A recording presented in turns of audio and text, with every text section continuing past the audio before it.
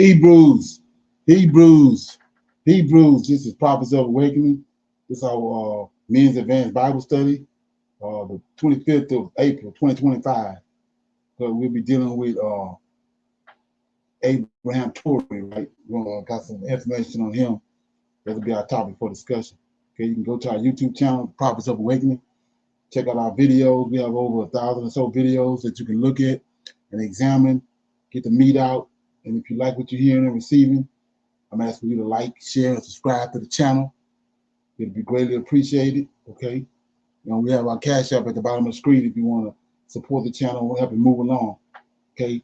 Our hours of operation are Tuesday and Wednesday, 7 to 9 p.m. Central Time. Friday night, we have our Men's Advanced Bible Study night. That's 7 to 9 Central Time.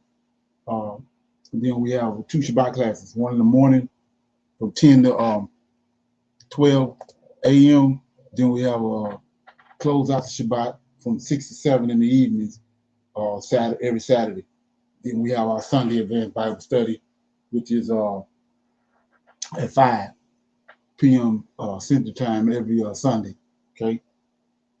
So any of those times you want to feel the need to come in and engage or dialogue with us, more than welcome to do so. Okay. For those that don't know, this is a non-Messianic channel. We deal with the Tanakh and the Torah. Tanakh being the Old Testament, so-called Book of Remembrance. And Torah is the first 5 books of the Old Testament that was given to Moses by our Redeemer and our Savior, the Lord of Hosts. Okay. This channel is to aid and assist Hebrew Israelites that are waking up to their true identity. Okay, lead them in the right direction. Shalom and welcome to this channel, and welcome to our Men's Advanced Bible Study. We're going to do our normal, which is a moment of silence, prayer, psalms. We have the current events, some need to know information. Then we open it up for anybody with any questions or comments, any dialogue, and then we'll go into our topic for discussion, which we'll be talking about Abraham Torrey and how he fits into these end time prophecies, whether he fits in or whether he don't. We're going to chop it up a little bit. Okay. It's a moment of silence for the Lord of Hosts and all that He's doing to bring about our prophesied deliverance in these last days. Oh Lord, we come this day praising Thee and worshiping Thee for Thy might and Thy power and Thy great understanding. Oh Lord, the end times that You have foretold are unto us, unto our forefathers are upon us. Oh Lord, give us strength and wisdom to endure all that Thou hast foretold. We thank You for another Sabbath. Okay. There is great confusion among Your inheritance, O Lord, now that You are waking them up. For I know that Your hand is sure and that Your hand is firm. O Lord, we need You so very much in these latter days, and we will tarry and depend upon You, O Lord, because there is none else besides You. O Lord, You are our deliverer and our redeemer. Peace be unto You. Okay, I'm gonna read a psalm. Shalom. Brother Leonard, tonight I'm going to read Psalms 103. This is a psalm of David, and the subtitle is Bless the Lord's Holy Character. Bless the Lord, O my soul, and all that is within me. Bless His holy name. Bless the Lord, O my soul, and forget not all His benefits, who forgiveth all thine iniquities, who healeth all thy diseases, who redeemeth thy life from destruction, who crowneth thee with loving kindness and tender mercies, who satisfieth thy mouth with good things, so that thy youth is renewed like the eagles. The Lord executeth righteousness and judgment for all that are oppressed. He made known His ways unto Moses, His acts unto the children of Israel. The Lord is merciful and gracious, slow to anger, and plenteous in mercy. He will not always chide, neither will He keep His anger forever. He hath not dealt with us after our sins, nor rewarded us according to our iniquities. For as the heaven is high above the earth, so great is His mercy toward them that fear Him. As far as the east is from the west, so far hath he removed our transgressions from us. Like as a father pitieth his children, so the Lord pitieth them that fear him.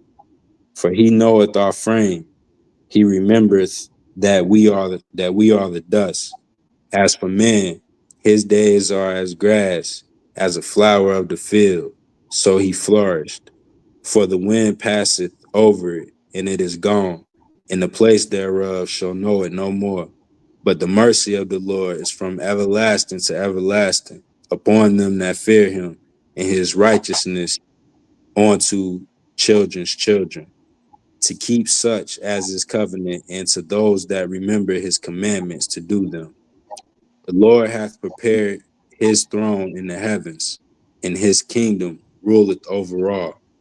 Bless the Lord, yea, his angels that excel in strength, that do his commandments, hearkening unto the voice of his word. Bless ye the Lord, all ye his hosts, yea, ministers of his, that do his pleasure. Bless the Lord, all his works, in all places of his dominion. Bless the Lord, O my soul.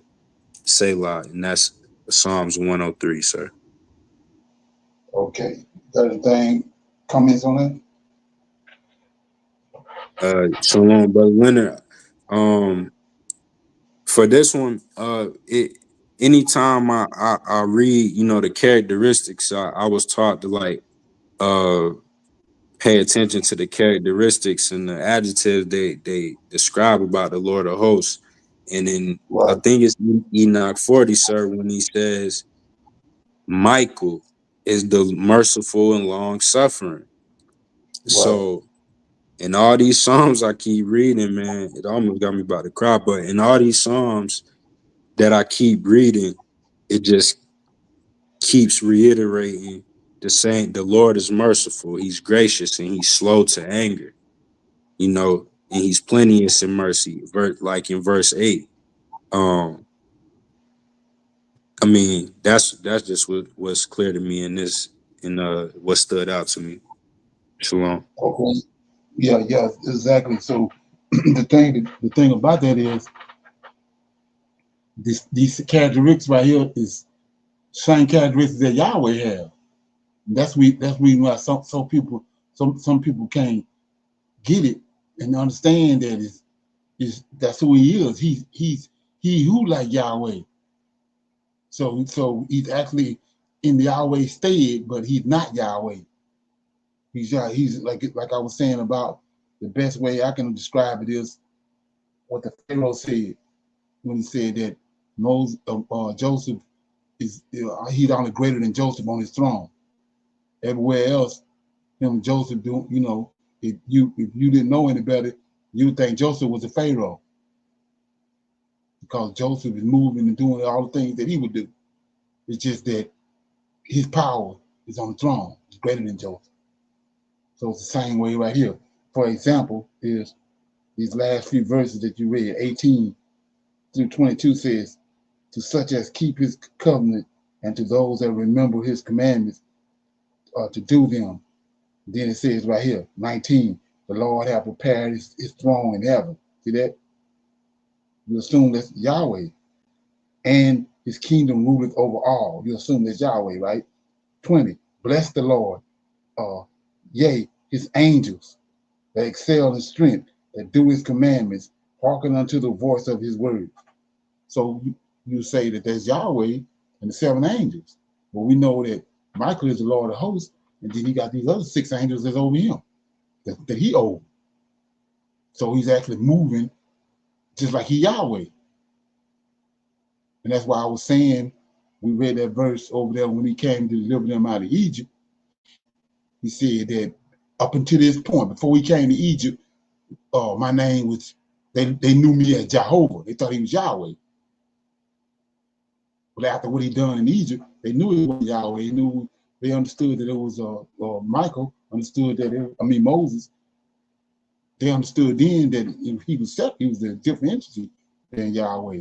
He's operating in Yahweh stead, but he wasn't Yahweh. You see that? Right, yes, sir. Okay, yeah. So I wanted to comment on somebody else have any comments for. Anybody got anything? Yeah. So I was going to deal with 6, 7, and 12. So in verse 6, 6 it says, "The Lord execute righteousness and judgment for all that are oppressed." So we see right here. I was saying, He the one that's over judgment, Lord of hosts. So you got so many people think that He's an angry God. He's the God in the Old Testament is an angry God. He ain't like JC, but he's over judgment. That's why he bring the pain. And so people not understanding that this the judge. He the judge. And then 7 says He made known His ways unto Moses. See that? Like I was saying before, up until that point when he came to Egypt, He called Moses up on Mount Horeb. They assumed He was Yahweh, where He was moving. You see, I was known as Jehovah. So then when he dealt with Moses, that's when it was understood who He was. He says He made known His ways unto Moses and His acts unto the children of Israel. So that's when Israel became a nation. And Moses doing that same time frame. But before that, they ain't know the difference. Okay, and then 12 says, as far as the east is from the west, so far have He removed our transgression from us. So they killed JC. He ain't got to die for no sins. But we saw what He done to Joshua in Zechariah chapter 3. He told these angels, He commanded those 6 angels to put clean garments on him, put a mitre on his head, put a crown on his head, and He took away Joshua's sins from him. And so that's what it's talking about right here in 12. As far as the east is from the west, so far have He removed our transgressions from us.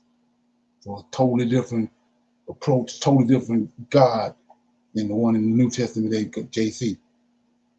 Nobody ain't gonna beat him up, pluck his beard, stick him in the side with no spear. It ain't happening. You don't have to do all that to get rid of our sins. Yahweh gave him authority to remove our sins as far as the east is from the west. Okay? Everybody good on that? Yes, sir. Okay, so we'll go to some more current events and we'll play them and then we'll break them down. Okay.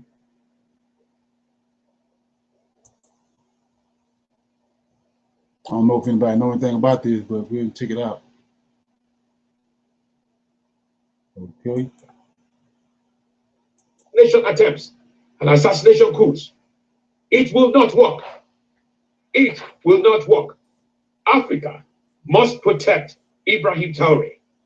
I need all my copper colored people to take this very seriously, because the last time something like this happened, it happened to Gaddafi. But now what France and the U.S. are trying to do to the president of Africa, all because he's making sure he take care of the people and his citizens, he's giving them free health care. He's giving them free Medicaid. He now opened up two tomato processing plants out there. And now they get mad and they want to arrest him because he don't want to abide by their rules. Well, guess what? Africa is not America, and they don't owe you anything. Y'all just want them resources over there from Africa. We're not stupid, man. But one thing about it, when you're a great African leader and you got to deal with these colonizers that are devils and demons, it's very important that we all come together and protect this man worldwide. Because one thing about it, man, if we let them get away with this, how they got away with Gaddafi, they're going to keep on doing it until we stand up and we really unify and realize that we got the power. If you got millet running through your veins, you are 10 times greater than every last one of them cowards, and they know that. That's why they're trying to get rid of that great man, because he's actually for the people. Real talk. I need all of African nations and countries to come together and actually stand up and protect this man. Real talk, citizens and all, because it's not cool to sit here and let these American bullies think they can do anything to anybody anytime they want. And they go for France too. We know how dirty y'all history is, or at least I do. I don't respect none of y'all. Real talk, man. If anything happened to this man, I guarantee y'all gonna set up an uproar in this world that y'all ain't never seen before. What? The USA want to eliminate Ibrahim Traore. The Westerners or the West countries want to arrest Ibrahim Traore, and they are claiming Ibrahim Traore is misusing the resources of Burkina Faso. Now, we always say they will always use our own to dismantle our own peace, our own economy, dismantle our own countries. They are using Good, man. Good. Everything quiet? Yeah, good. See, man. Yeah. You gotta mute your mic. Yeah. He was going. You gotta mute your mic. In the United States, Marine Corps, currently serving as a commander of U.S. Africa Command, AFRICOM, since August 2022. This is Michael Langley, and he is being used to do the dirty work for the whites. He's being used to do the dirty work for the whites. Now, as AFRICOM commander, Langley has actively engaged with African nations to strengthen partnership and address regional security challenges. And he even visited Kenya in 2024. And right now, he's talking about issues with Burkina Faso. Before we continue, let's watch this clip first, then we come back and talk about it. The other two competitors are just trying to replicate what we do best. I can imagine a situation, though, in which the ruling elite of a country is receiving gratuities on the side that in order to the benefit of the strongman leader and not to the populace of the country. Does that sort of corruption and bribery go on with regard to the Belt and Road? Absolutely, Chairman. I see this, and I don't mind calling them out, but Captain and Burkina Faso, as they know that both, whether it's their gold reserves, that is all those proceeds are just in exchange to protect the junta regime. There's a number of examples across, even in Sudan, what's going on with the rapid support forces and Burhan of the Sudan forces. When you get down to it, is all about the revenue that can be drawn out of that, and there are nefarious actors in the CCP and sometimes Russia are complicit in those activities. Recently, there is a so-called NGO. It's not even an NGO. Because NGO stands for non-governmental organization. They are not non-governmental because they are funded by a federal budget, by a state. This so-called NGO produces reports claiming that the FDS and the VDP commit abuses. It went in here, it came out there. It's to tarnish your morale. It's to scare you, to prevent you from being able to fight. No. Moreover, we are going to file a complaint against this NGO. Because people need to understand something. What is happening to us here? It's true that they have manipulated part of our populations in the Sahel here, but they didn't have that kind of weaponry. What brought such significant weaponry into their ranks? It's Libya. Who destroyed Libya?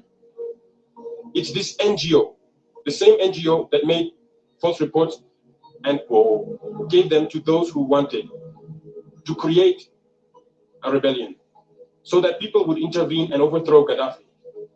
And the powder keg ended up being poured into the Sahel.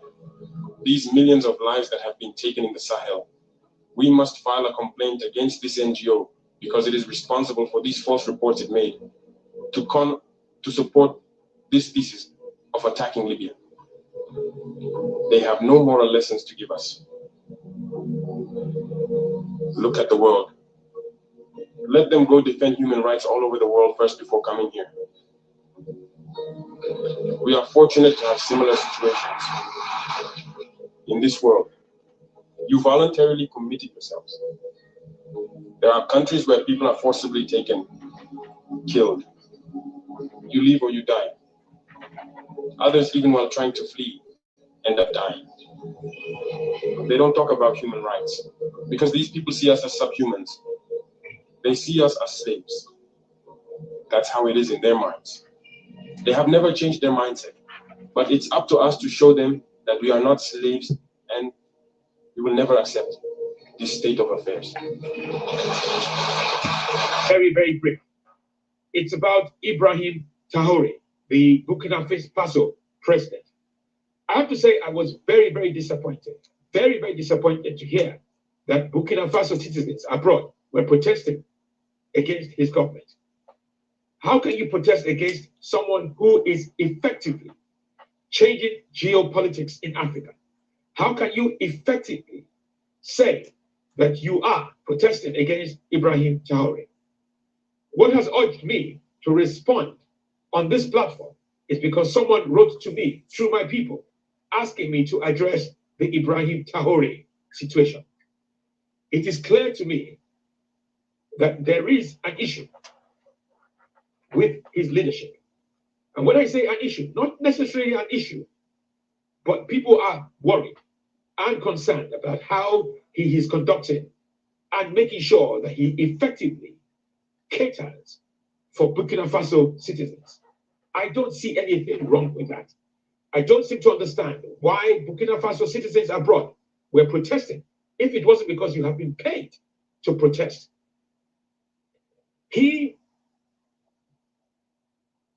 in my view, from what we can gather, has had 18 assassination attempts. That is a world record. 18 assassination attempts. And I'm talking about fake assassinations. 18 assassination attempts. That is worrying. I'm calling on all African leaders to do what we can to protect Ibrahim Traoré. I know that not all African leaders support the way he has taken over power, but it is clear to me, and it is clear to those who want to get rid of him, and those protesting, and those who support him, that he is very, very effective as a leader. And I am supporting Ibrahim Traoré all the way, all the way. I would not repeat this. Ibrahim Traoré has all my support. And to all Burkina Faso citizens, both abroad and in your country, make sure you fall behind your leader. What we are experiencing in Africa is great. He's changing geopolitics for the better. And for those who are planning assassination attempts and assassination coups, it will not work. It will not work. Africa must protect Ibrahim Traoré. Malcolm X was stating the facts when he said they will hire one of us to kill one of us just to say one of us did it. Don't let that go over your head. Do you know how much dignity it takes to say no to the IMF when they come at you and say, we'll give you billions and billions of dollars? And you say, no, thank you very much. I don't want it. I care more about my people. Yeah. Most puppets in position, especially in these African countries, are out here for the money. Now here comes this supposed chosen one, the Messiah of Africa, the hope of Africa, Ibrahim Traoré, saying no money. All these puppets are saying to themselves, what the hell is this? This is, to some extent, some of these puppets think that Ibrahim Traoré is being disrespectful by rejecting these loans. Yeah. I saw something like that. Stubborn. I believe I saw that word, stubborn for rejecting the IMF loan. And there's some puppets around here that will say, you don't care about your people that much. Because if you did, you take that money, you take that opportunity, those means, to try to go and build some things in your country. His citizens are applauding him even more and supporting him even more for saying no to that. You see this man here? He needs super armed security. In fact, the entire world needs to do a chained prayer for this man. Just within 2 years, do you know what Ibrahim Traoré has actually done? First of all, he just made education free for everybody in Burkina Faso, which is crazy. He also launched an emergency ambulance service, and I've never heard of this in any African country. The service aims to provide 24-hour emergency healthcare to all citizens, regardless of financial status. And under his leadership, like I said, this is just within 2 years. Burkina Faso's GDP, which is the gross domestic product, which is used to measure how well a country is doing economically, grew from approximately 18.8 billion to 22.1 billion. He also reduced the salaries of ministers and parliamentarians by 30% and increased the salaries of civil servants by 50%. He paid off Burkina Faso's local debts. He established 2 tomato processing plants. He put a stop to the export of unrefined gold from Burkina Faso to Europe. And to my understanding, he's actually trying to build a gold refinery in Burkina Faso. He banned French military operations in Burkina Faso. He banned French media in Burkina Faso, and he expelled French troops from Burkina Faso. Now, why the French are angry about this is because usually Francophone countries depend on France to some capacity. And if other countries, Francophone countries within Africa, start getting self-sufficiency, they won't need France. Even France is redundant. And ultimately, France will become a third world country. Without Africa, France is a third world country. Remember that. Yo, why do you keep trying to kill this man? After now 20 failed assassination attempts on the president of Burkina Faso, Ibrahim Traoré, I now know why they're calling him the most important black man on the planet. He answers the question, what would happen if Africa just thugged out, took its own resources by force, and distributed them equitably among their population without corruption? Well, he did that. Now they're mad about it. And now after just 2 years in charge, he's got a list of accomplishments that put other African leaders to shame. Dude literally stopped the export of Burkina Faso's gold to Europe. Increased productivity, taking Burkina Faso GDP from 18.8 billion to 22.1 billion dollars. Then the dude banned French military exercises in Burkina Faso. Then he kicked out French media and French troops. Bro built new railroads, new highways. He invested in all like hundreds and hundreds of tractors for their farming capacity. He got brand new high quality seeds for the farmers to produce so that they can feed themselves. And he banned them weird ass British powdered wigs they be wearing in the parliament and court. He was like, no more of that. We African, and that just looks strange on y'all. And now he's spearheading the alliance of the Sahel states between Mali, Burkina Faso, and Niger, because these are all formerly French colonized places. They speak French, and they just decided we're going to defend and protect ourselves, create a block, and trade with each other. I look bad. Listen, this is leadership. So yeah, France acting like a jealous ex. Now that they see the one they abused doing good, they want to intervene with force. And here's how it plays into the greater picture. Because, in case you haven't noticed, the world profits from dirt, cheap African minerals. But Burkina Faso and the Sahel states show that, number one, we can kick out colonizers, and number two, we're going to make y'all pay fair market prices for the resources within our dirt. That means that this might start a domino effect in Africa. Some are calling it the Ibrahim effect. It's already taken place because young folks all over the continent is calling out for more leadership like Ibrahim Traoré. Okay, us Black Americans could use some more leadership like that. So African leadership and Black American leadership suffer the same problem. The OG original leaders who really was about the people got killed off. Our Dr. King and Malcolm X got killed off. Their Patrice Lumumba and Thomas Sankara got killed off. And then a bunch of sellouts and greedy ass mooches and leeches have taken over and abused the people's finances and faith. And there needed to be somebody to stand on business actually for the people with brute force against the colonizer and benevolence with their own people. And that is the example that our brother is setting in Burkina Faso. This means that we... Okay, any comments on that? Anybody seen that video? Shalom, Brother Leonard. Yes, sir. I seen the video where that general or whatever his rank is, where he right. Yes, sir. Yes, so I seen that, and so they always, like the guy was saying in the video after that, they always use us against us. Like, you know, they could have had a white guy say that Toure, you know, is doing the wrong thing by taking back West Africa, but instead they had the general say it to stir up emotion in us. You know, Right. is I feel like a part of it. And then sir, I also wanted to say that I feel like Toure for us, I feel like it's the hand of the Lord on him. I feel like he's a signal to us, because like people that are, I know people that know nothing about the Hebrew Israelites that are seeing Toure just off of strictly like Instagram, right? Right. And so I feel like, in which I know because a few of my friends know that I'm into West Africa, they be asking me now about Torre. So I just feel like he's a sign too, not that he's Elijah or nothing like that. I'm just saying I feel like he's a sign of like how you say knowledge is increasing, because people are going back and studying you know what he's about. They're going back and studying Africa, and some of those people, it's leading them back to us Hebrew Israelites. So I just feel like he plays a big part in these end times. Right, exactly. Like I was saying, and when you go to Isaiah chapter 60, he said he's gonna convert the forces of the Gentiles back to us, and you can see the beginning rings of that through what Tory doing, because he's kicking out the Europeans and he's bringing back he's bringing the wealth that was given to us from the beginning. He's reclaiming it.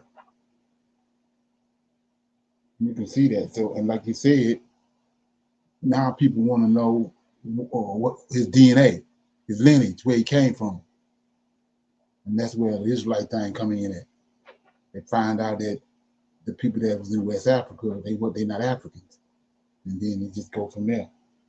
It's like a snowball effect. Anybody else got anything on that? Brother Leonard, could you also speak to why maybe 23 assassination attempts have failed, and then they were able to get Thomas Sankara and Professor Lumumba, Patrice Lumumba? Like, how is Torre escaping these attacks, and how come in the past they were able to successfully assassinate African leaders? Well, I think it's tied to prophecy. You know what I'm saying? It's a time.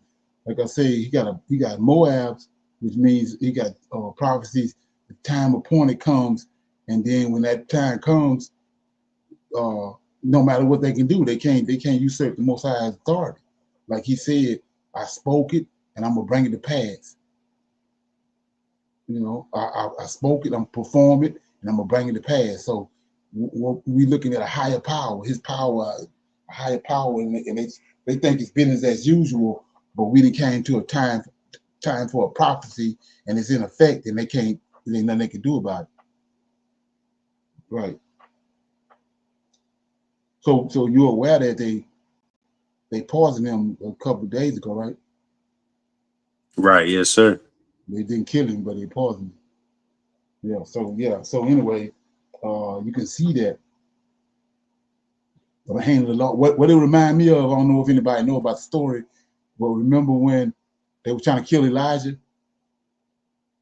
I mean, let me see. Yeah, they were trying to kill Elijah, and the king they sent the army there to try to kill Elijah, but the angel was coming and telling Elijah, the angel was coming in the camp when they would have their meeting. The angel would come amongst them, and he hear everything they saying. Then he go tell Elijah where to go and what to do and when to move. And so the king ended up thinking that some of his men were spies. They were like turncoats because of every time they made a move on Elijah, Elijah was 2 steps ahead of them. So the only thing he figured it was, it was some turncoats in his camp. But the angel was coming in there amongst them and then going back telling Elijah how to work. Right? You familiar with that story? Yes, sir. Yeah. So that's what they remind me of, because whatever they do, it's like they are even Torre and his team, his crew, they like 2 steps ahead of them. So it's definitely something going on with it, and like I said, it's prophetic, I think. Yes, sir. Right. That makes sense. Right. Okay. So with that being said, I'm gonna play this next video, and this tied to it too. Like I said, let me play this here. Offensive and insulting remarks referring to the Congo, and today we're going to discuss why and the consequences of his actions. So let's go. My name is Ambassador Tim Ford Jr. of the African Union, AUCS, and I've been living over in East Africa, Tanzania for almost 5 years now, and I help my people invest, rebuild, and return to the continent of Africa. But today, we're going to talk about the disrespectful, derogatory terms that Trump have used in order to reference our motherland and a beautiful country over here named the Congo. So let's go. So recently, Trump went to the press and he was bragging about the United States closing their borders in record time in a matter of weeks. So he was bragging and saying that many of the countries all around the world are just letting their criminals out of prison and sending them over to the United States of America. He said all around the world in many different countries, but the only country that he named out of his mouth was the Congo. The Congo is who he decided to name as one of the people who he's claiming is doing that. So America has been having a huge issue with immigration and the crime over in the area because a lot of the immigrants that are going to that country are criminals and they are coming over there to take advantage of the opportunity. So he's trying to say that the Africans are the main ones that are. I dropped from 198 to 147 in just a few weeks.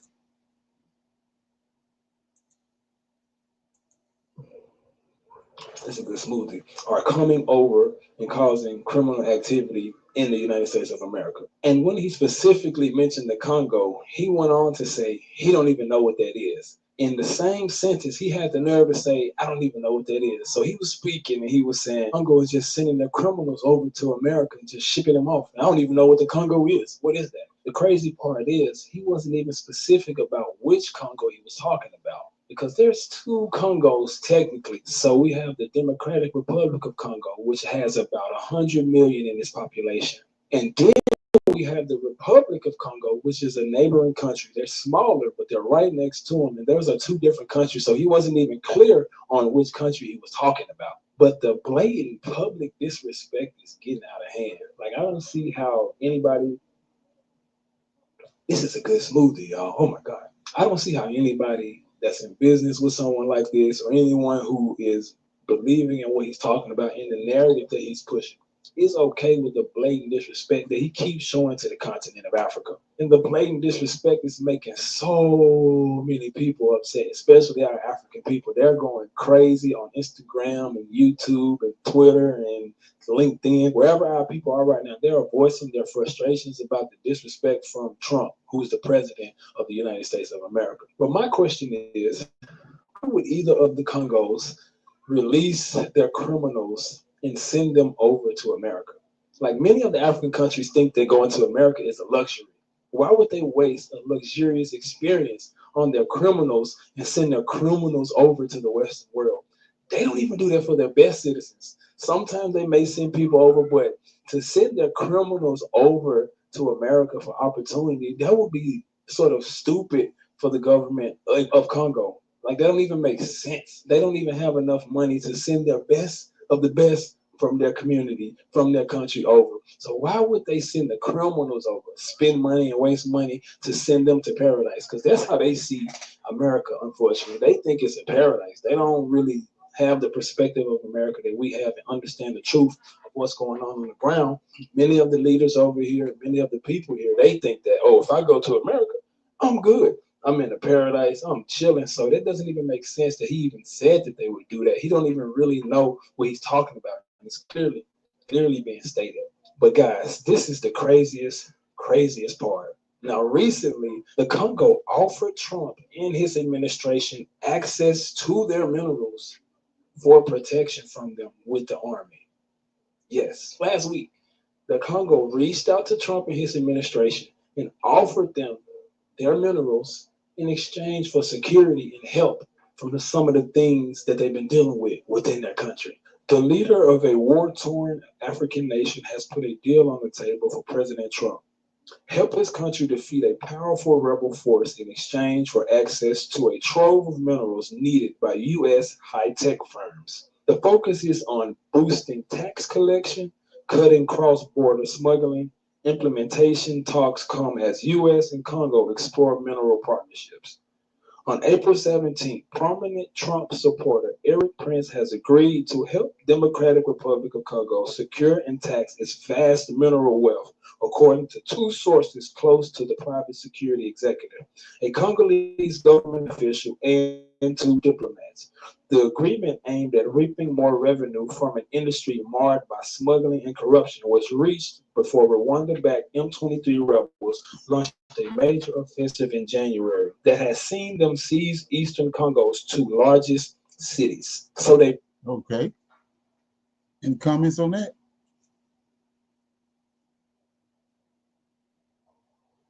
Anybody familiar with Eric Prince? No, sir. That's what I was gonna ask. I'm not familiar. Eric Prince, the guy from he got out wealthy from Iraq war, the one he was over that I think I can't say the name of it. They're like a civilian militia from the military from USA. Right. Yes, sir. Right. The guy, you think Trump a redneck? Trump ain't got shit on him. Yeah, Googling. Okay. Yeah. So that's a setup. You know, why would you be trying to do a deal with that nut bucket? Like I said, Googling and some of the things he said. He goes off at the lip same way Trump do, with disrespecting comments about black folks and about Africa and all that. He worse than Trump. Okay. Shalom and Brother Leonard, what is this business supposed to be with what they're saying about sending the Congo prisoners over here? Well, for me, from my observation of it, like I said, he's setting up to like I was saying about what Pastor Manny said. They're slowly starting to trying to shine a light on black folks, people of color. They started out with it's supposed to be about immigrants and supposedly Mexicans and Mexico border and all that, but we see them going away from that now. They're trying to go to African Americans and people of color from different countries.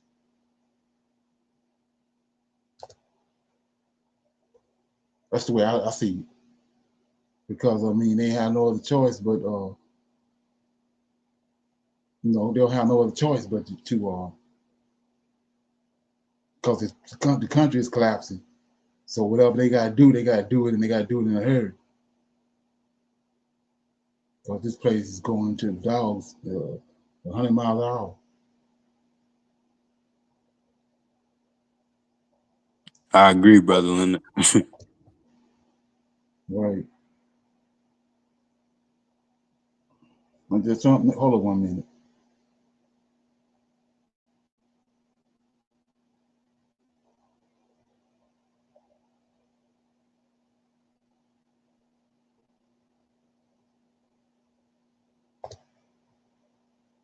Okay. Okay. Yeah. So I had to handle up on something. So yeah. So now we go to some need to know information. This topic kind of been coming up, but it's really shining. It's really shining a light on, like I said, Isaiah chapter 60 about the forces of the Gentiles going to be converted to us. We see that in the process. Here we go. Let me see. Yeah, here it is. Goldman Sachs. Goldman Sachs, I think, came out with the target that we could see $4,000 gold this year. How come I don't own any gold? Newmont's up 43% over the last 1 year. Second, remember Goldman Sachs, the Lehman Brothers, those are them Israelites, them bankers, Edomite bankers. They the ones triggered the 2008 thing, Goldman Sachs.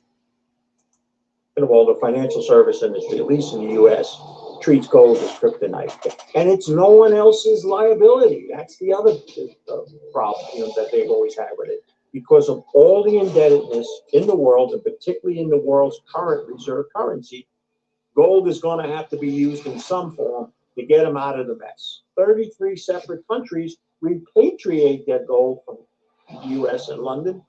For what? Not a trade, Steve. Who do they flip it to? So the metals themselves are clearly in a major bull run with no sign of ending. Look at these gold. What's this Agro Eagle?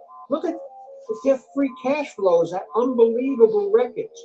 Gold has greatly, not just snuck by, but greatly outperformed equities and bonds. There's nothing in the fundamental argument, other than maybe technical overbought, to say that gold has reached its ultimate peak here. It's going to be hard-pressed to see earnings growth in the U.S. stock market this year. And we're seeing it in the price of gold. Goldman Sachs, I think, came out with the target that we could see $4,000 gold this year. We're seeing more and more. It's already at 3,500. Headlines. It's still not really that much of a talking point on CNBC.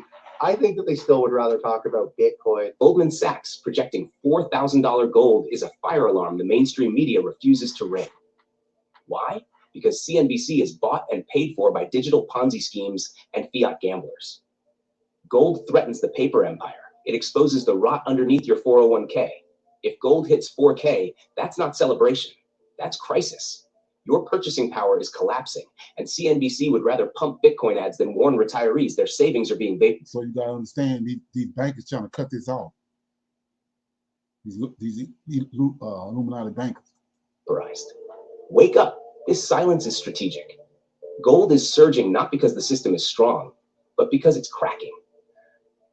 How much more life do you think that gold has in it this year? Do you think that we're going to sit around that $3,200 level, or you think that we're going to be crushing $4,000 by the end of the year? Well, Tau TV, which I call CNBC, doesn't have really any advertisers of gold, but it has a bunch of crypto advertisers. So don't expect that to change. Let that sink in. The so-called trusted financial media is manipulated by ad dollars. CNBC pushes crypto because they're paid to. They suppress gold because it can't be monetized by Wall Street parasites. That means you're getting investment advice designed to serve the sponsors, not protect your wealth. If gold breaks 4K, the dollar is dying and inflation is real, but they'll keep feeding you digital distractions while your retirement crumbles. You've got to unplug from the matrix and get real.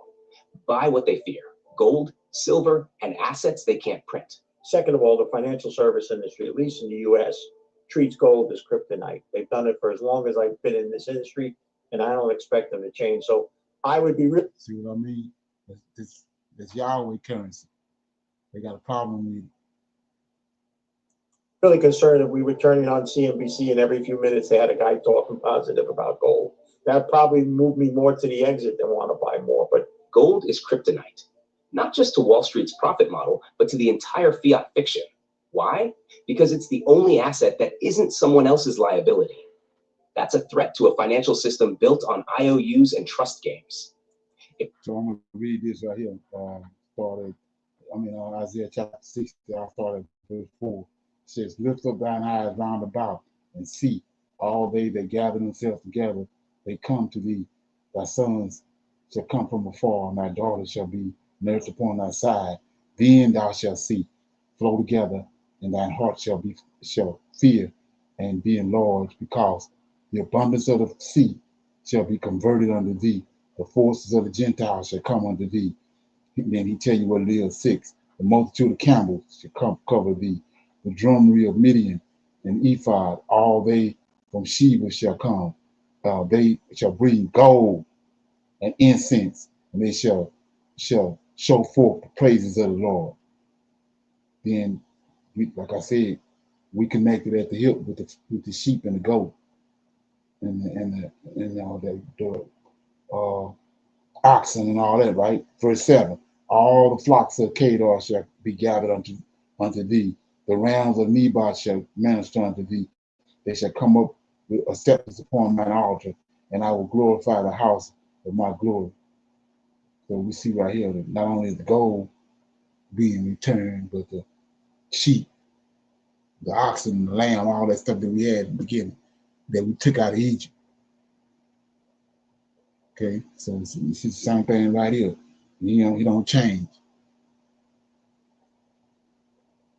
Okay, any comment?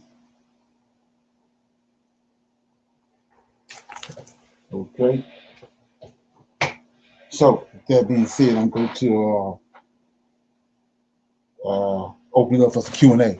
Anybody have any questions or comments about anything that they came across they want to talk about in the dialogue?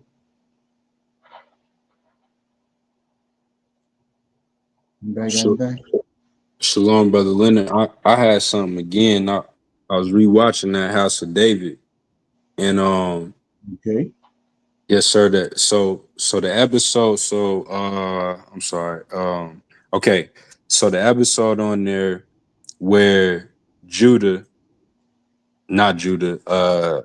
Adriel or whatever of the tribe of Judah, when he came in to speak to Saul because he wanted to read the scrolls. Right.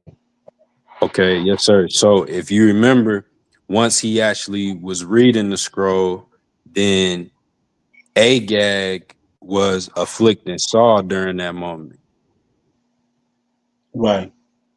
Because he was like, you're letting them read prophecy. They're getting stronger. Okay. Right. So my kind of question is, Brother Leonard, like, or maybe observation is that like, okay, we got the King James, we got, Jasher and stuff like that, but these the dumbed down versions versus in that scene right there, this is Judah actually reading the script. So there probably actually was power as he's reading it, right?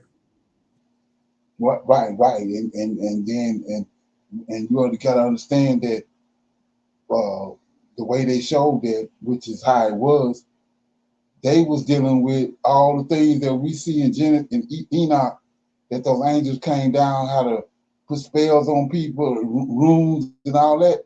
That's what they was dealing with. That's what Agag was doing then.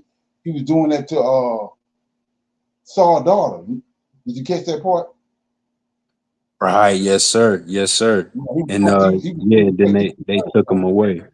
Yes, sir. Yeah, he put pressures on her, and they wasn't hip to it, but he's the whole time he been focusing on her, trying to put her under spell, using that knowledge that from the fallen angel,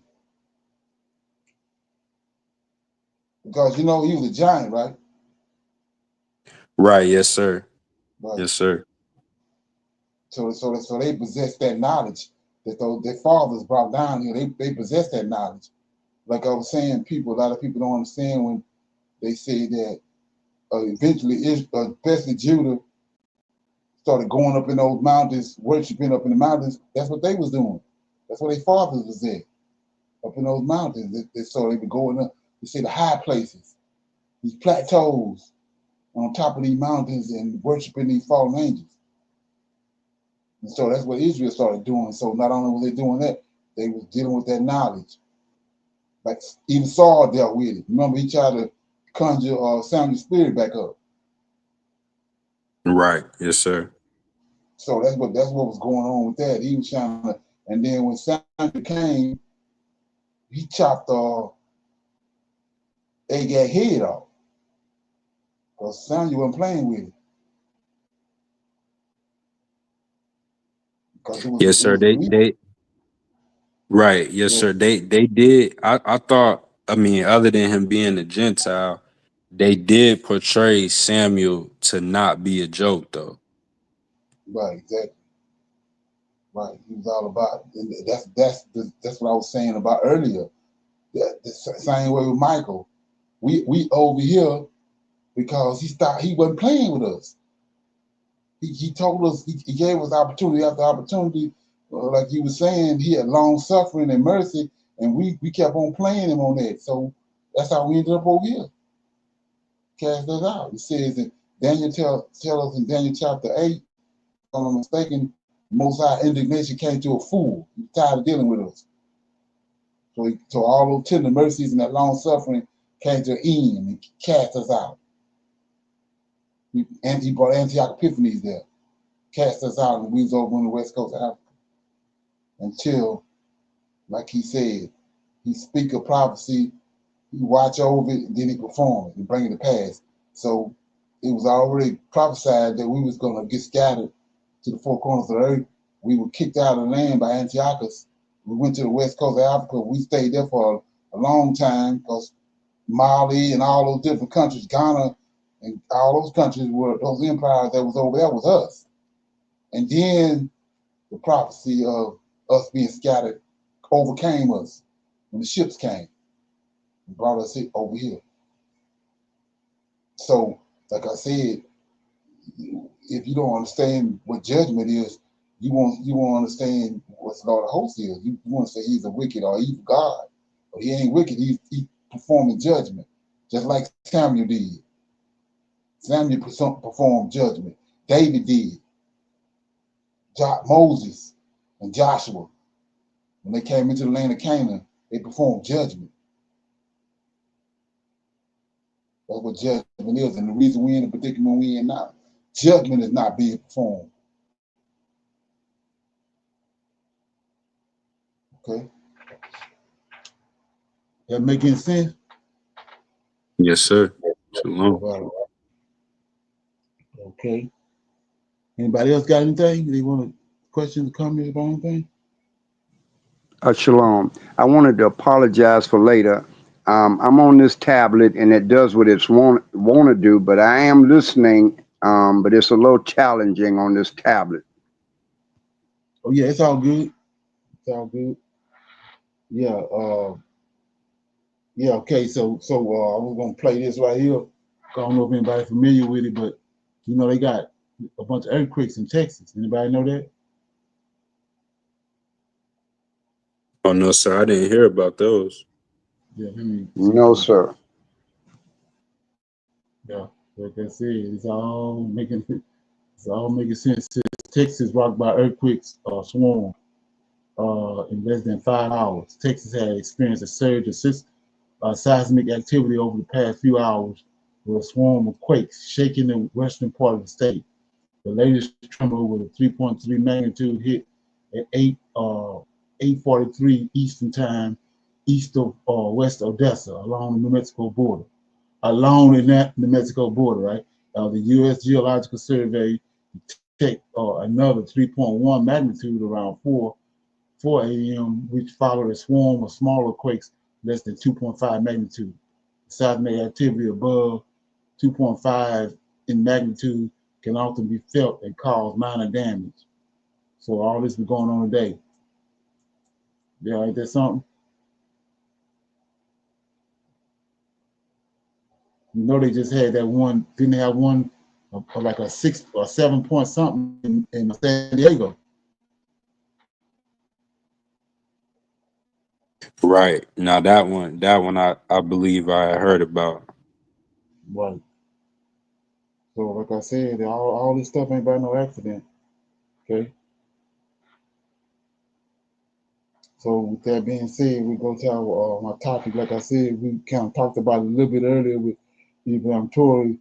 So I'll play this first one, and then my focus is on the second video, but I'm gonna play this one there to lead us up to the second. So here we go.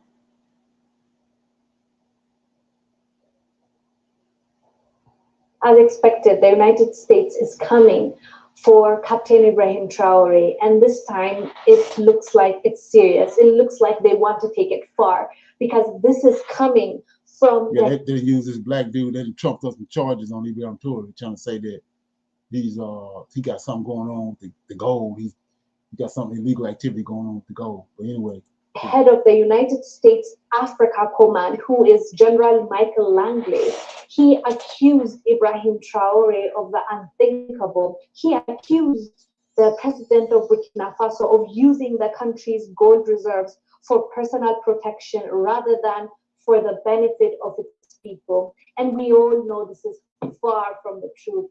But unfortunately, we've seen this script before. Try to think harder. You don't even need to think hard. Try to think of this exact script, a black man in the US that has power declaring that an African leader is being shady or is doing something that he's not supposed to, taking out the resources and benefiting himself without really benefiting the people that he's supposed to serve. Have you read the script before? I'm sure it came to you. Do you remember? Yeah, ain't that something? Because of Trump, he getting rid of all the white folks and black military people in power, but now all of a sudden he keeping this dude. Ain't that something? Right, exactly. Yeah, that's something to think about. He getting rid of everybody, all the women and all these people. He getting rid of them, but he got this nut bucket. Remember what Obama did to the Libya president Muammar Gaddafi? You do remember, right? That time we failed Gaddafi as a people because we believed some of the hype. We were bamboozled as well as the people of Libya. But now in 2025, we know better. I hope the Western world knows that we know better now. It's not going to happen on our watch, especially under the Burkinabe people's watch, because they have shown nothing but respect, love, admiration for their leader, Captain Ibrahim Traore. When there happens to be a coup, they're always there surrounding his house, trying to protect their leader because they know what he's doing for them. And we're going to go through what he has done for them and what the US is accusing Ibrahim Traore of is BS, and we're going to discuss that. But first, let's address what just happened a day ago. Burkina Faso has officially made a statement about another coup that happened in their country. Guess when this happened? When Michael Langley was talking about how Ibrahim Traore is misusing the country's gold. First, watch what Langley said. We'll come back and discuss. I can imagine a situation, though, in which the ruling elite of a country is receiving gratuities on the side that in order to the benefit of the strongman leader and not to the populace of the country. Does that sort of corruption and bribery go on with regard to the Belt and Road? Absolutely, Chairman. I see this, and I don't mind calling them out, but Captain Tory and Burkina Faso, as they know that both, whether it's their gold reserves, that is all those proceeds are just in exchange to protect the junta regime. You heard that. He is saying this in front of the US Senate. He is telling his people that there's a threat somewhere in Africa, in Burkina Faso. They have gold, and that gold is being misused by their leader, Ibrahim Traore. Mind you, we know the reality. Mind you, what is happening on the ground is far from that. But that's what they're saying, and that's what they're talking about on their mainstream medias, and that's what they're pushing to the world. We're not going to fall for this again. Believe me. Watch what Burkina Faso said about the recent coup. Burkina Faso's military government said on Monday that it had foiled a major plot to overthrow the country's junta leader, Captain Ibrahim Traore. Security Minister Mahamadou Sana said on state television that plotters included current and former soldiers and terrorist leaders. They had planned to swarm the presidential palace on April 16.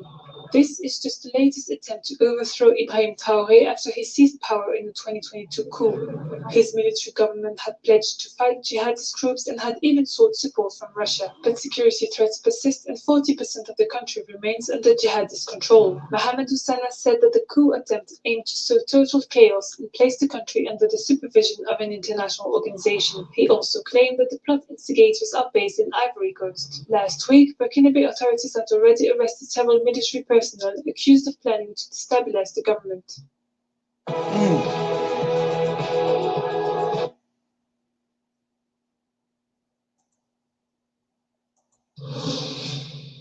Clearly, someone wants Ibrahim Traore out.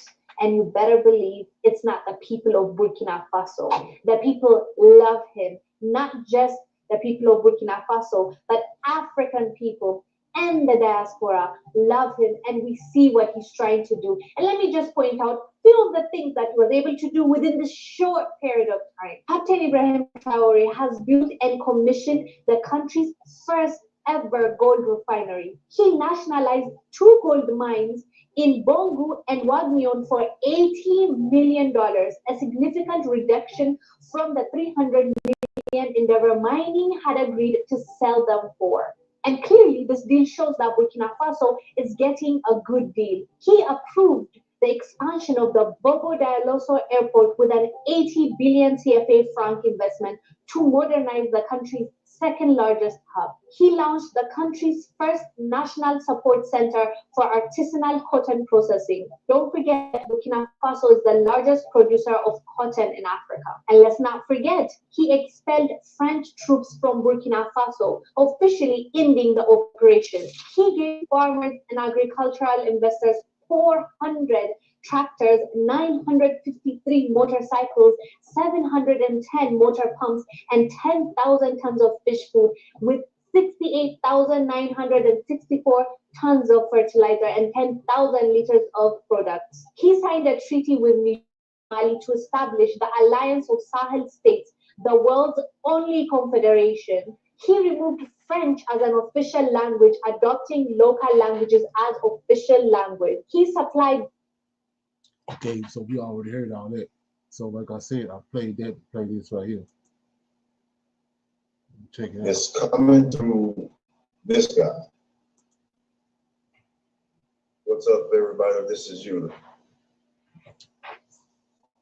This is a lock screen with some pretty important information. I know y'all heard me talk about Ibrahim Traore in Burkina Faso. Y'all forgive me if I'm a little slow tonight because me and my wife both is pretty sick with colds, man. I mean, I feel like I've been drugged through the mud. Anyway, so if I do a little sniffing and throat clearing, just bear with me. I really can't help it. But we're both sick. Anyway, I started a petition, and it's going to be in the link is going to be in the description box. And anybody that wants to sign the petition, feel free. If anybody don't want to sign the petition, feel free. There is no push for anybody to do something they don't agree with or they don't want to do, okay? The petition is in support of Ibrahim Traore becoming the first president of the entire continent of Africa. Now, I've been following this guy since 2022.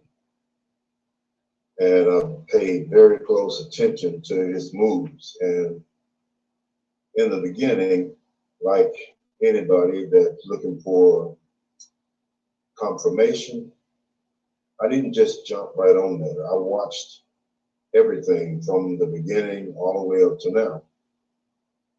And I'm convinced this is directly connected to the rise of the Hebrews.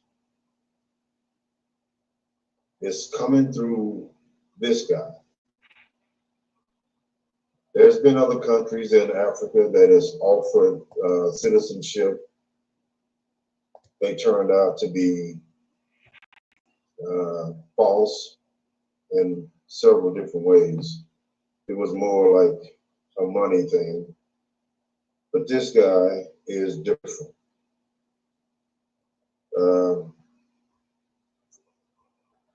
I feel very sure that he is sincere. What this guy's doing, nobody in the history of this world has ever done to this degree and survive.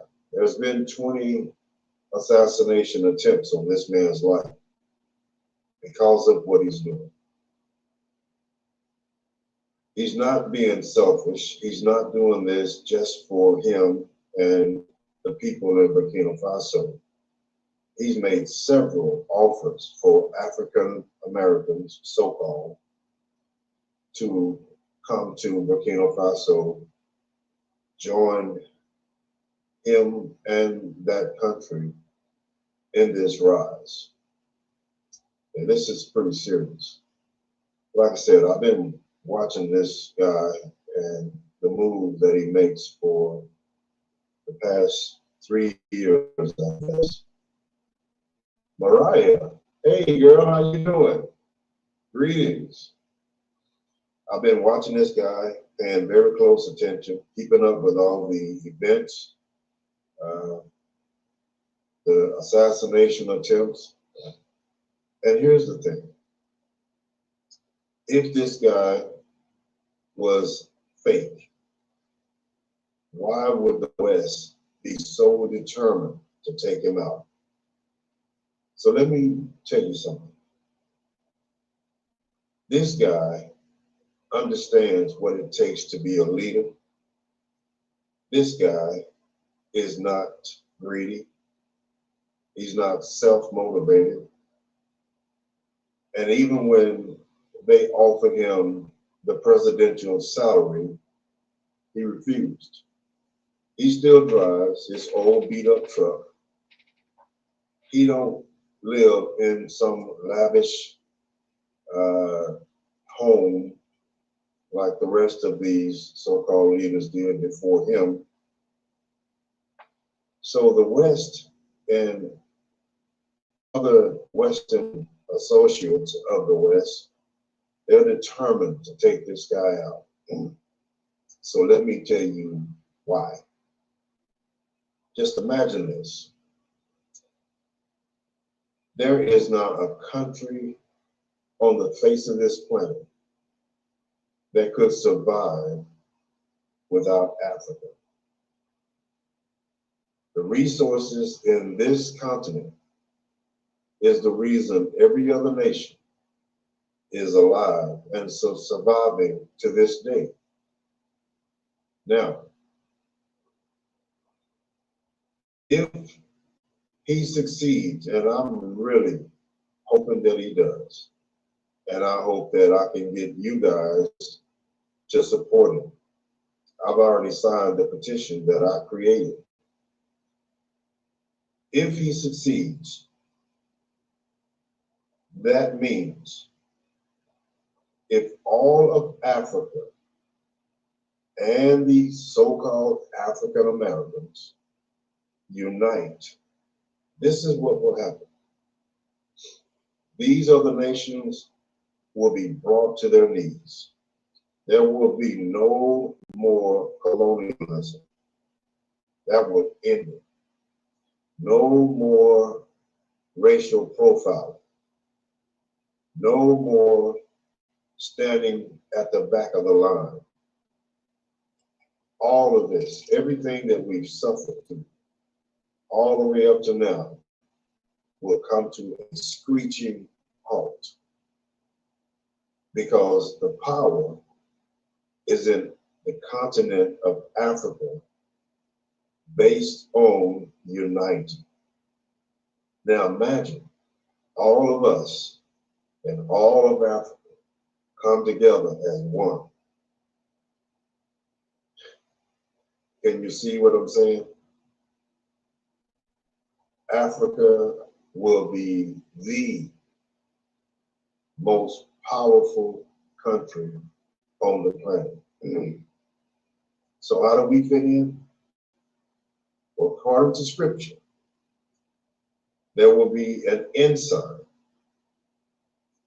And I feel pretty confident that Burkina Faso is that ensign. That ensign is the beginning of the rise of Jacob.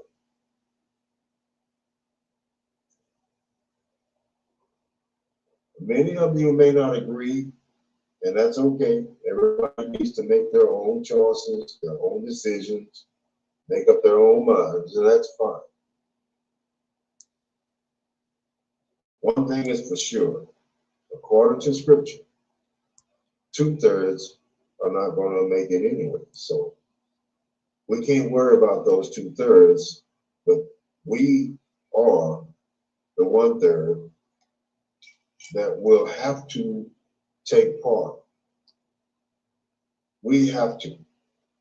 We just can't keep sitting on our thumbs waiting for somebody else to deliver us. This is the key. This is the sign. This is the opening door. It's time for us to take action. I can't say how, when, why, and where. But what I can say is this thing is not going to stop.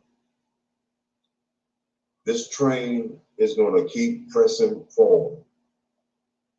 And all of those who choose not to get on board will simply be left behind. Plain and simple.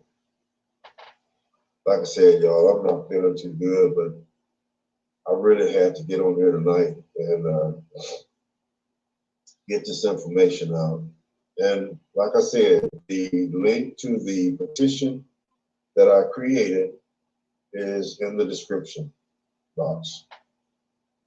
I'm hoping it's clickable. If not, copy and paste it into your browser, and it'll take you to the petition.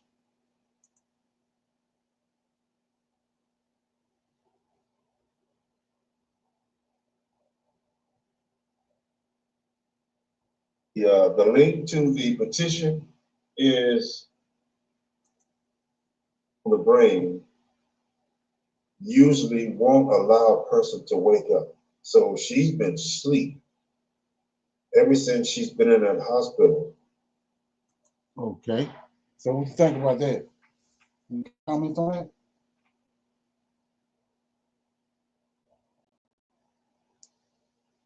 Shalom. Yes, sir. I had kind of what he's saying about Torre kind of being the sign. Brother Leonard, I was kind of almost thinking I remember one time we was reading Second Esdras a while ago, way a while ago. We was thinking that maybe they had Putin's name in there and they took it out. Do you think maybe possibly somewhere they could have possibly had Torre prophesied before Elijah?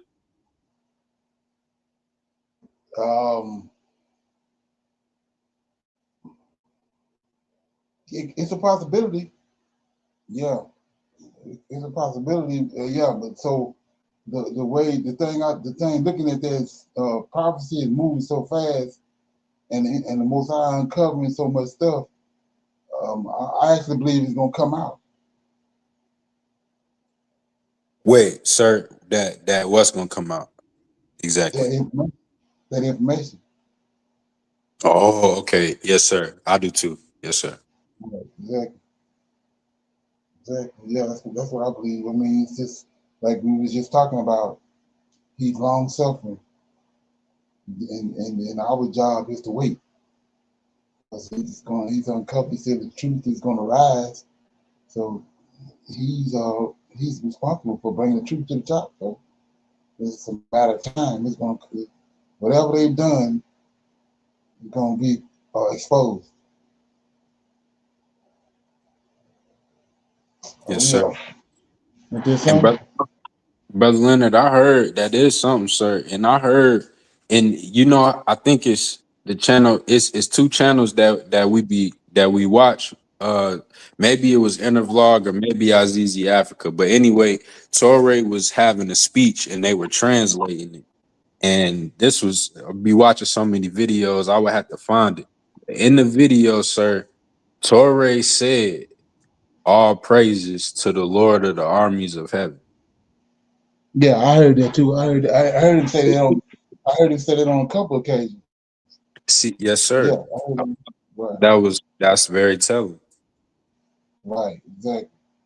Yeah, I heard it a couple times when you know they were doing translation, and they said that. Yeah. Then they want to try to say that he's Muslim, but I don't think he is. Right. Yes, sir.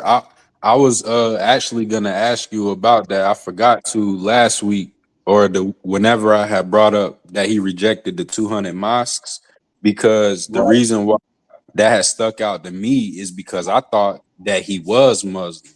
So I was Right. like, oh, that surprised me. And I was like, well, maybe I was just thinking about like Mansa Musa and them being Muslim, but I definitely thought that he was when I first heard about him, but I guess not. Right. Yeah. Yeah. So the way to look at that, it was prophesied that we back then when Mansa Musa and all them was on the scene. It was prophesied that he was gonna scatter us and we was gonna go into all these different religions, right? Right. Yes, sir. So that's why Mansa Musa then was part of that prophecy, and it's also a prophecy that he was gonna bring us out of it, and that's what Tory come in at on the other side of it. You know what I'm saying? So, and another way to look at that, if you go back to when Abraham went and rescued Lot, and he had those 200 servants with him when they rescued Lot, and then when they came back, those kings came and tried to give him some booty for what he had done, and like uh, spoils. They call it booty. So they were trying to give him spoils, and he said he refused it. And so, to me, the same thing Abraham Tory doing. Right, because he said the Lord of hosts gonna bless me. Right. Trump tried to give him the stuff China, and he refused it. So it reminds me of a lot of what Abraham did. So yeah. Is there something? Right, yes, Anybody sir. else? Yeah. Okay. Shalom, brother Yeah, Leonard. I'm sorry. Before you, one thing that I feel like that I keep seeing too is either Ezekiel 37 or 38. Because when I see, I was looking at like some local news, like in Africa, right? right. And the local people are actually not happy about like the Russians and the Chinese and stuff being over there and investing. They actually don't like that. I was looking at Ghana, and this part of Ghana, China bought up all the ports over there. And so then there's also, you've seen reports of Asian people being caught trying to smuggle gold out of Africa. So then when I'm thinking about Putin and them, that, uh Tory has favor from the Lord right now, but Putin and them don't really rock with us though. And Right. so they're kind of trying to corner us. There's Russians over there too. So I Right. just feel like I keep seeing that Gog and Magog is against you. I'm against you. Like I keep feel like I'm seeing that's about to be real close. Oh yeah, exactly. Right. So it's the same. Like I said, when you go back to it's nothing new under the sun. We seen that the Egyptians hated the Israelites, right? Right. Yes, sir. And the Lord of hosts made the Pharaoh show favoritism to Joseph and to the Israelites. So we see the same thing happening now. They don't really, they don't really care for us, but the Most High putting the spirit on them to show us favoritism, like he said, because he spoke it. So he's behind the scenes working it and performing it. They probably don't even know why they're doing it. That's like what Trump doing. What he doing don't make no sense. But he actually bringing this place down because it was prophesied he was going to bring it down, and he being used to do it. thinking that they got some kind of other hidden backdoor plan, but he actually performing what the Lord of Hosts already said was going to happen. They bring it to pass indirectly. Yes, sir. I don't think it's smart either to send us back to Africa, like on their behalf, no matter what their plan is. I think that's very idiotic. Yeah, And that's why yeah, right. Yeah. Go ahead. Yeah, he was. Yeah, see, it's been so long, and they've been able to do all this so long. They actually came to the conclusion that the Lord of Hosts ain't gonna do nothing. He don't exist. They didn't fool their own self. You know what I'm saying? Yes, sir. So yeah, it's like you got sea turtles in captivity, but you go and take them by the ocean, and then you go to eat, you go to lunch. You think they're gonna be there when you come back? No, sir. You know what I'm saying? So that's the same way with that. You're gonna take us back to our homeland, but you don't think nothing gonna happen. You know they don't understand nothing. Oh yeah, and it's that blatant disrespect that the guy was talking about earlier on the video. How Trump, which he speak for a lot of people, they don't have no respect for Africa and for the African people and for the Israelite people. They ain't got no respect for them. So that's gonna be their downfall. Oh yeah. So somebody want to pick a scripture and then we'll break it down and then we'll close out.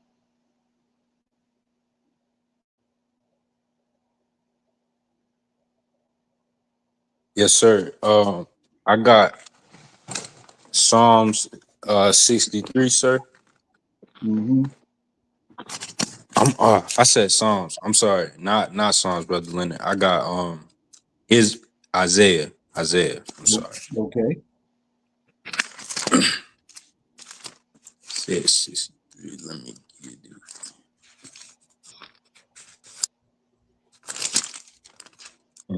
Yeah, it is this one. Okay, yes, sir. And so 63, and I'm gonna read 7 through 10, sir. And so it says, the Lord's loving kindness. I will mention the loving kindness of the Lord and the praises of the Lord, according to all that the Lord hath bestowed on us, and the great goodness toward the house of Israel, which he hath bestowed on them according to his mercies and according to the multitude of his loving kindnesses. For he said, surely they are my people, children that will not lie. So he was their savior. In all their affliction, he was afflicted, and the angel of his presence saved them. In his love and in his pity, he redeemed them, and he bare them and carried them all the days of old. Sorry, I'm gonna read verse 10 too, sir. But they rebelled and vexed his Holy Spirit. Therefore, he was turned to be their enemy, and he fought amongst them.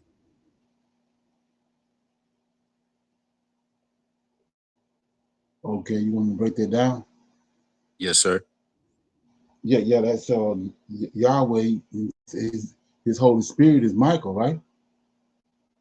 Yes, sir. And so it said, like I was saying, Michael kept giving him opportunity after opportunity. He told them that he told them in Exodus 23 and 20 that he can't pardon your transgression, your transgressions, because he can't pardon them because he can't have no sin on him. He has to go. He's going back and forth from heaven, so he can't go back to heaven with sin on him. So, like he said, they vexed him to the point where he had to scatter us.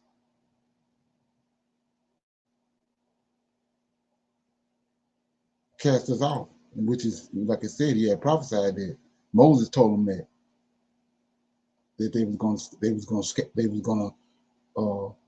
they was backsliding people, when they were going to continue until the Most High, the Lord of hosts, was going to have to do something with them.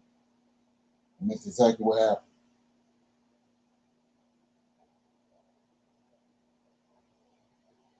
Got any comments on that? And yes, sir. And Brother Leonard, in verse 14, and it says, as the beast goeth down into the valley, the Spirit of the Lord caused him to rest. So didst thou lead thy people to make thyself a glorious name. And so the Spirit of the Lord and the Spirit of God is the same thing, but that angel that brought the Israelites through Egypt to make itself a glorious name, to make a name for itself. That's what verse 14 remind me of.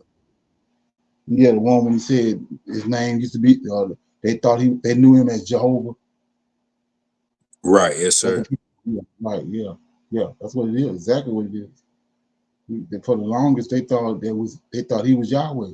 Example is in the cool of the day when Adam they hid themselves. So they was under the assumption that was Yahweh. You see what I'm saying? Okay. See what I'm saying? Then Noah, when the flood came, they under the assumption that was Yahweh, but then he said he revealed himself to Moses. That's when he found out that everybody thought he was Jehovah up until that point. Then when he came and delivered, when Yahweh sent him to deliver the Israelites out of Egypt, and he called Moses up on top of Mount Horeb, then Moses found out who he was. And that's why David said what he said when he said, now I know who you are, and now I pray my prayers to you. You know what I'm saying? Yes, sir. Mm-hmm. That's 2 Samuel chapter 7, I think it's verse 27. 7:27. Yeah. So anybody else got anything else before we go?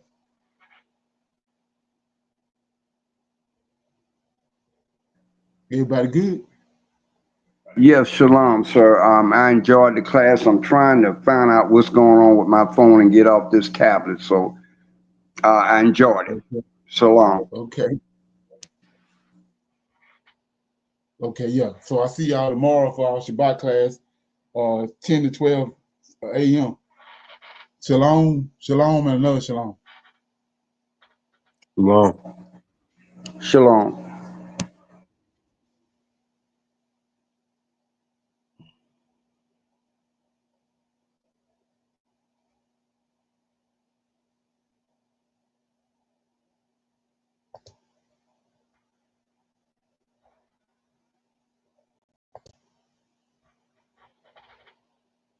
Okay.